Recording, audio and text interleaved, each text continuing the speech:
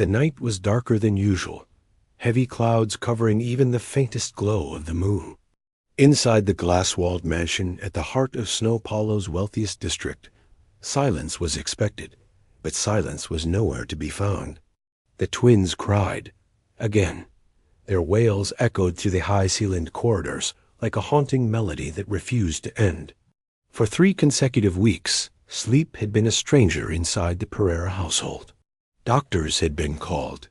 Therapists had been paid.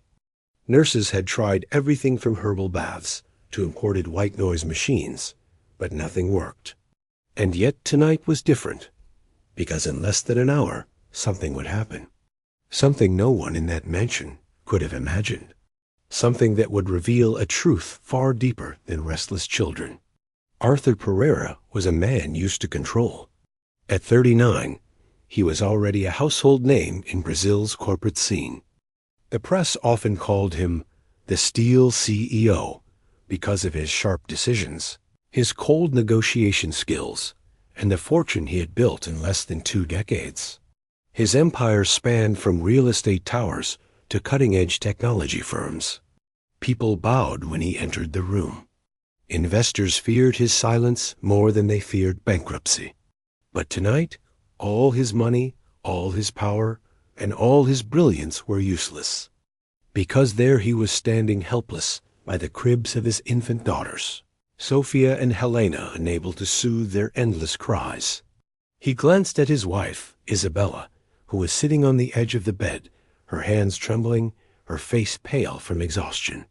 She had been an elegant woman once, known in socialite magazines for her refined posture, her designer gowns, and her calm smile. But the past weeks had drained all traces of glamour. Her eyes were swollen from sleepless nights, her hair tangled, her voice hoarse. "They won't stop, Arthur," she whispered, almost breaking. "Why won't they stop?" Arthur clenched his jaw.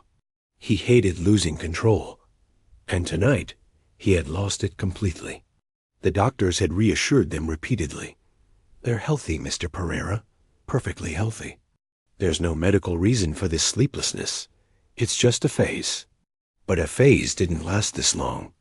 A phase didn't make their babies scream for hours every night until dawn. A phase didn't make Isabella cry silently into her pillow when she thought Arthur wasn't watching. Something was wrong. He knew it. And yet, what could he do? It was past midnight when he heard the faint sound of soft steps on marble. Turning his head, Arthur noticed a figure lingering by the door. It was Clara, the maid. She was young, only 23, but her presence seemed older, calmer. She had joined the household only 6 months ago, a recommendation from a distant cousin of Isabella's. At first, Arthur hadn't paid much attention to her. In his world, maids came and went. But lately, he had noticed something strange.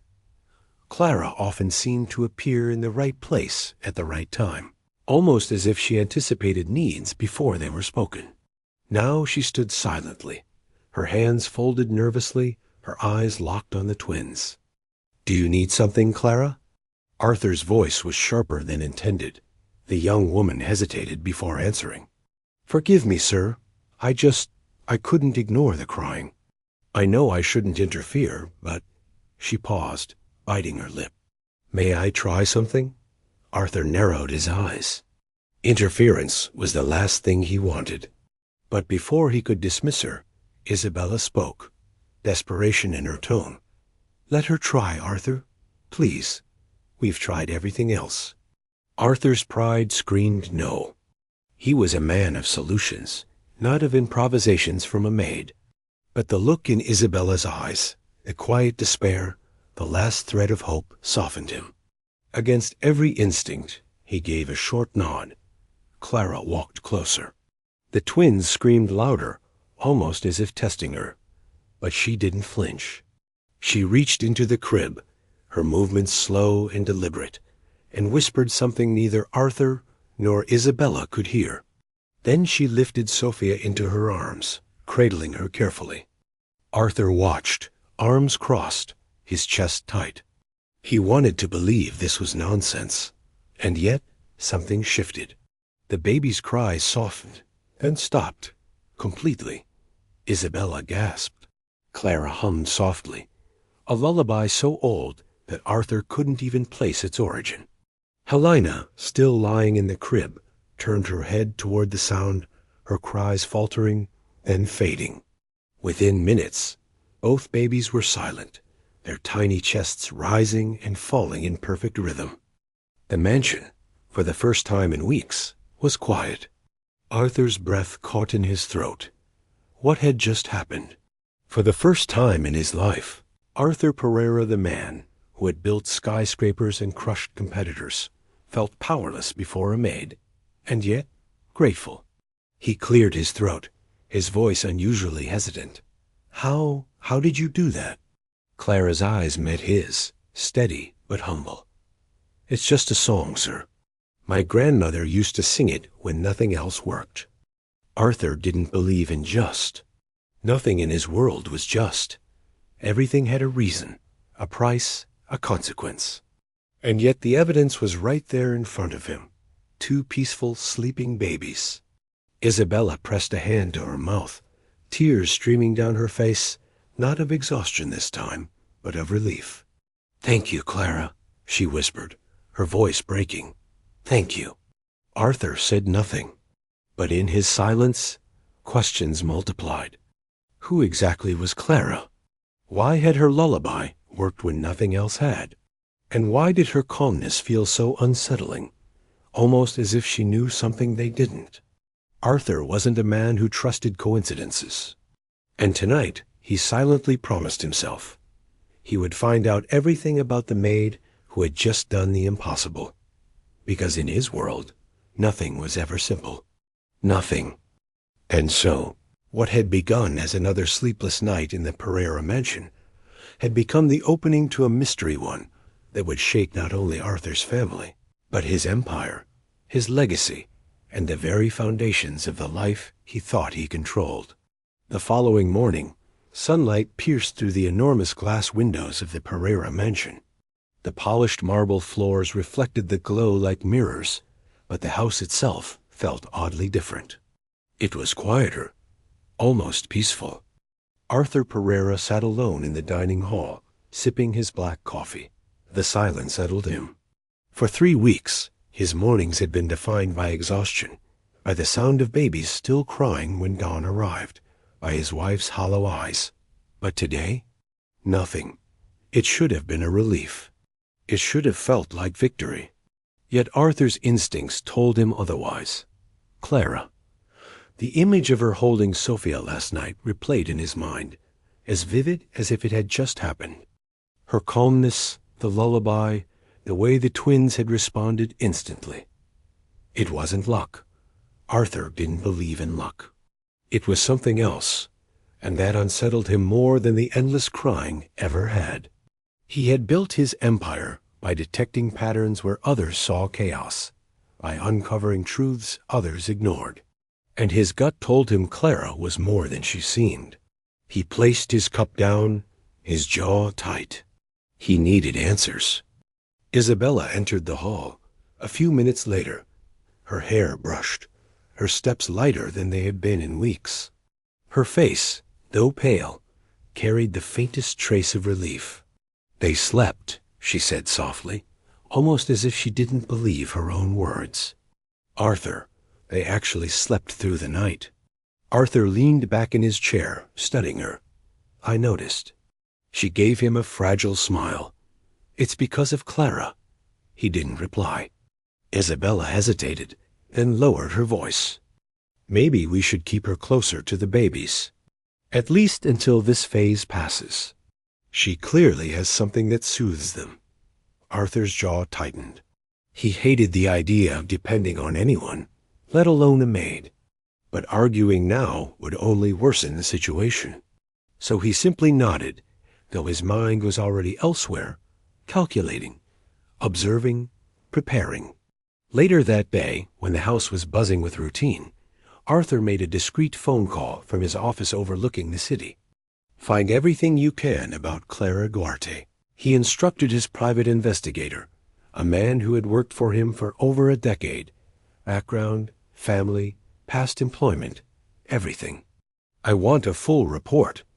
Of course, Mr. Pereira, came the crisp reply. Arthur ended the call, his gaze fixed on the skyline. He had learned long ago that threats rarely came from the outside.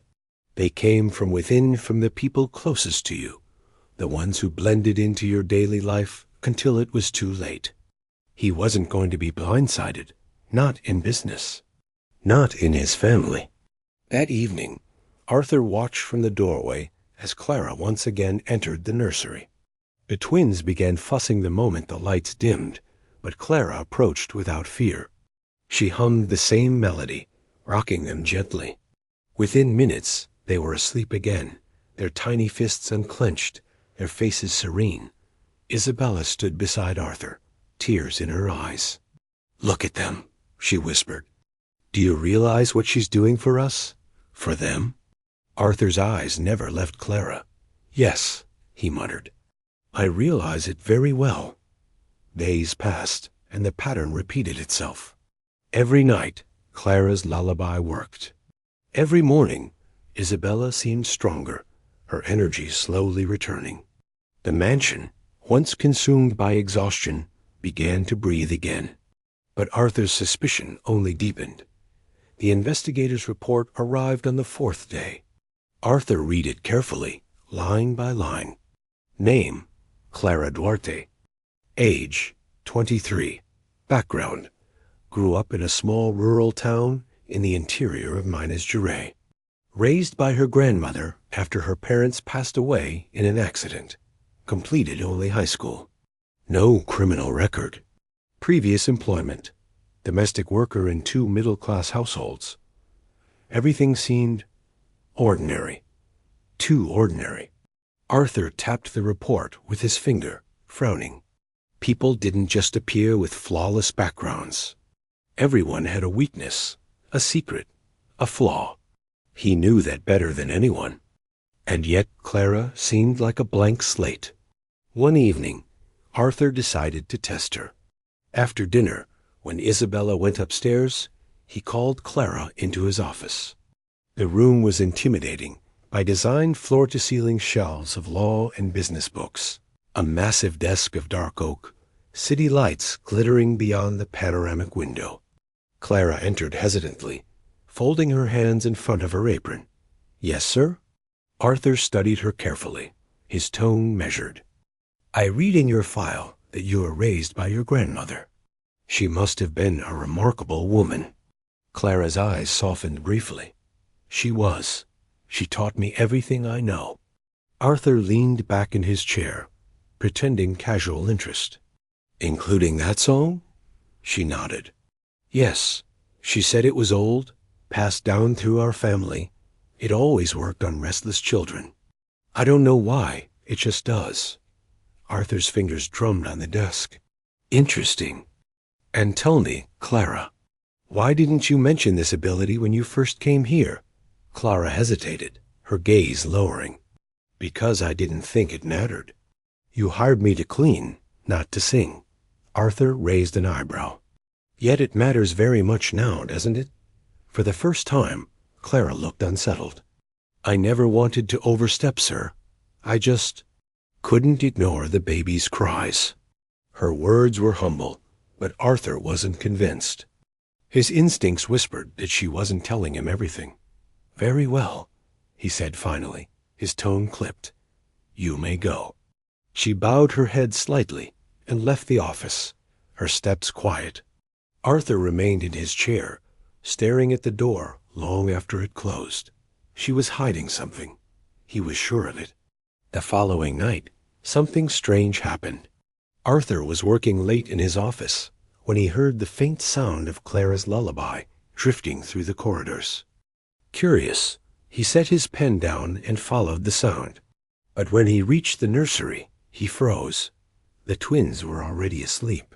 The cribs were still. Yet Clara continued singing, softly, almost to herself. Arthur stood in the shadows, watching. Her eyes were closed, her expression distant, as if she wasn't in the room at all, but somewhere far away. The melody was low, haunting, carrying an emotion Arthur couldn't name. It wasn't just a song. It was something deeper, something that carried weight, memory, perhaps even grief. And as he listened, Arthur felt a chill crawl up his spine. Because for the first time in his life, the unshakable CEO felt powerless. Arthur couldn't sleep that night. Even after Clara had gone back to her small room in the servants' wing, the melody lingered in his head. It wasn't just the song, it was the way she sang it, with a weight far heavier than a simple lullaby.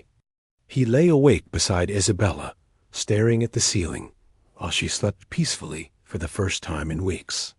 His empire, his fortune, his reputation, none of those things kept him awake. But one maid and her mysterious song did. By dawn, he had made up his mind. The next day, Arthur instructed his investigator to dig deeper, not just surface-level records. He wanted birth certificates, medical histories, even whispers from the small town where Clara grew up. He wanted everything. In the meantime, Arthur kept his distance, though his eyes followed Clara whenever she passed through the halls. She moved with quiet precision, never drawing attention, never speaking unless spoken to. But now, every gesture seemed calculated, as though she were hiding in plain sight. What unsettled Arthur most was how naturally she interacted with his daughters. Sophia and Helena reached for her whenever she approached, their tiny fingers curling into her blouse, their cries softening the moment they heard her voice. Isabella adored her for it. "She's a blessing, Arthur," Isabella said one evening as she held a glass of wine, her mood lighter than it had been in weeks. "Without her, I don't know how we would survive this phase." "Don't you see it?" Arthur forced a thin smile. "I see it." But in truth, what he saw was something he couldn't explain, something that threatened the iron control he prided himself on. 2 days later, the investigator returned with new information. Arthur read the report in silence, his chest tightening with every line. Yes, Clara's parents had died in a car accident. That much was true. But the details were peculiar. The accident happened on the outskirts of Snow Hollow, only a few kilometers from one of Arthur's early business properties. The police reports mentioned inconsistencies, vague witness statements, but the case was quickly closed. And her grandmother? She had once worked as a maid herself in the mansion of one of Arthur's former business rivals. Arthur's hand trembled as he held the file. Coincidence? Or something more? That evening, as Clara once again lulled the twins to sleep, Arthur decided to confront her. He waited until the babies were quiet and stepped into the nursery. Clara froze, the last notes of her song fading into silence. "Clara," Arthur said, his voice calm but firm, "I've been looking into your past." Her eyes widened slightly, but she didn't speak. "You never told me your parents died near one of my properties," he continued, studying her face, "or that your grandmother worked for one of my old rivals." "Why?" Clara's lips parted, but no words came out. She lowered her gaze, clutching the edge of the crib. "Answer me," Arthur pressed, his tone sharper now. Finally, she whispered, "Because it has nothing to do with me being here. I came to work, nothing more." Arthur stepped closer, lowering his voice.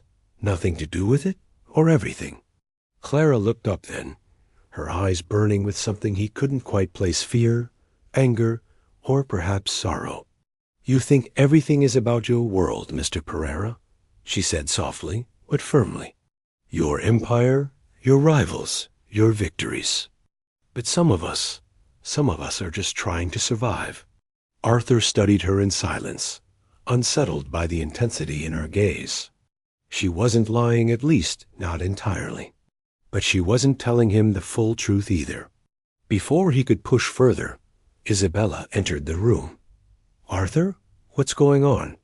Arthur straightened, forcing a neutral tone. "Nothing. Just asking Clara about her lullaby." Isabella frowned slightly, but didn't press. "Well, whatever it is, it's working. That's all that matters." She gave Clara a warm smile before leaving again. Arthur lingered for another moment, then finally stepped back.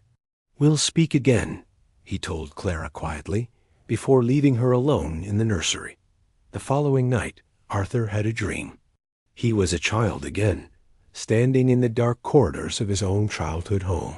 He heard a baby crying two babies, in fact, though he was an only child. Then came a song, the same haunting lullaby Clara sang. He woke in a sweat, his heart racing. Why had he dreamed that? Why did the melody feel familiar? The memory clung to him all day, gnawing at the edges of his mind. He didn't believe in the supernatural, but he did believe in memory-buried truths that resurfaced in unexpected ways. Was it possible that he had heard that song before, long ago? The next evening, Arthur found himself standing outside Clara's small room. He hesitated, then knocked. She opened the door cautiously, surprised to see him. "Sir?" Arthur stepped inside without waiting for an invitation. The room was modest, barely large enough for a single bed and a dresser. On the dresser sat a small wooden box, worn with age. Arthur's eyes locked on it immediately. "What's in there?" Clara moved quickly, placing a hand over the box. "It's personal." Arthur's voice hardened. "Show me." She shook her head. "Please, sir. It's all I have left of my family." Arthur stared at her for a long moment, then forced himself to step back. "Fine. But understand this. Clara, anything connected to my family, to my children, to my home, is no longer just yours. It's mine, too." Her expression darkened, but she said nothing. Arthur turned and left, but his mind was already spinning. That box, whatever was inside, was the key. He was certain of it. Later that night, as the mansion fell silent and the twins slept peacefully, Arthur returned to his office. He poured himself a glass of whiskey and stared out at the city lights, his reflection in the glass, cold and sharp. He had built his life on the belief that everything had a price, everything had a reason. And yet this situation, this maid, this song, this eerie calm over his children, was slipping beyond his control. He tightened his grip on the glass. Tomorrow, he would find out what was in that box, one way or another. The next morning, Arthur was already awake before dawn, his mind fixed on one thing, the box. He waited until the household stirred with its usual rhythm staff moving quietly, breakfast being prepared, Isabella still asleep upstairs. Then he walked down the servants' corridor, his steps measured, determined. Clara's room was empty. She was already in the nursery with the twins. Arthur slipped inside. The small wooden box was still on the dresser, worn, scratched, yet carefully kept. He hesitated only for a second before lifting the lid. Inside, folded neatly, were old letters, photographs, a silver pendant shaped like a crescent moon. Arthur picked up one of the photographs. It showed a young woman, Clara's grandmother, unmistakably standing beside another woman Arthur recognized instantly. His own mother. Arthur's hand went cold. He rifled through the letters, his heart racing. They were written in careful handwriting, signed with his mother's name. They spoke of friendship, of secrets shared, of children. One letter, dated nearly 4 decades earlier, chilled him to the core. "I don't know how to tell Arthur's father. The baby wasn't supposed to survive. But the lullaby works. It calms her, keeps her breathing steady. If anyone ever finds out." Arthur froze, the paper trembling in his hand. The baby. Footsteps echoed outside. Arthur quickly shoved the letters back into the box, but Clara was already standing in the doorway when he turned. Her eyes locked onto the box in his hand, her face pale. "You had no right." Arthur's voice was harsh but unsteady. "What is this? Why are there letters from my mother in your box?" Clara stepped inside, closing the door behind her. "Because your mother and my grandmother were more than friends. They shared a secret one that you were never supposed to know. Arthur's pulse pounded in his ears. Explain, now. Clara took a deep breath, her eyes glistening. The lullaby. It isn't just a song. My grandmother used it because it carried something old, something passed down through generations. It calmed babies when nothing else could. Your mother knew that. She begged my grandmother to teach it to her because of you. Arthur frowned, confused. Me? Clara nodded slowly. When you were born, you were fragile. You almost didn't survive your first months. The doctor said you would stop breathing in your sleep. Your mother was desperate. So my grandmother sang that lullaby night after night. And it saved you. Arthur's breath caught. Memories flickered hazy, fragmented. He had always thought his mother's sleepless nights were the sacrifices of motherhood. But now, he whispered, almost to himself. That's why it felt familiar. Clara's eyes softened. Yes, you've heard it before, long ago. Arthur turned away, running a hand over his face. Why didn't she ever tell me? Because your father wouldn't have allowed it, Clara said quietly. He despised my grandmother. He believed her songs were nonsense, superstition. But your mother knew the truth. She kept her close, in secret, until the feud between your father and her employer forced them apart. Arthur's chest tightened. Pieces of the puzzle began clicking into place. The rivalry, the hidden visits, the faint memory of a song he could never place. But there was one thing he still didn't understand. He turned to Clara, his voice sharp again. And you? Why are you here? Clara's eyes glistened with tears.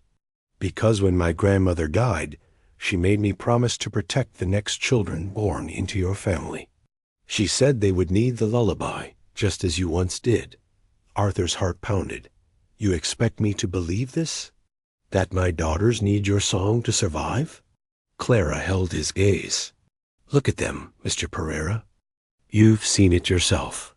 No doctor, no machine, no fortune of yours could help them. But the lullaby did. Arthur staggered back, the weight of it all crushing him. He had built his empire on control, on logic, on numbers. But now, faced with a truth that defied all three, he felt small. And yet, he couldn't deny it. The twins slept because of Clara, just as he had once.